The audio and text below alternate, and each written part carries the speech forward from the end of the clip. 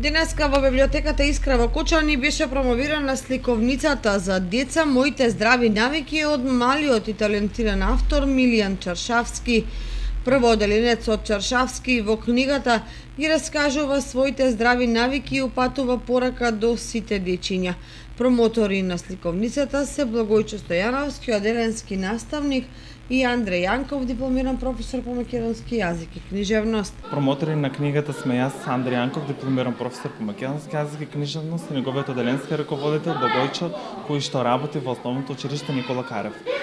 Чест ни е што сме присутни на една ваква промоција, односно каде што имаме детски автор на сликовница и искрено се надевам дека и во иднина ќе имаме ваква литература каде што нели се промовира зборот, каде што се промовира природата, здравието, храната и љубовта кон пишаниот збор. Книгата е под покровителство на јавната општинска установа библиотека Искра, зашто директорката Кристина Ѓорѓиева Атанасова во оваа прилика изјави: Наше големо задоволство, бидејќи библиотека Искра од Кочани се јавува како издавач на ова издание, односно сликовница, детска сликовница, која што е од до сега издадена од најмлад автор во библиотека Искра Кочани, 7 годинки и прводелени ученик во основно училиште Никола Карев.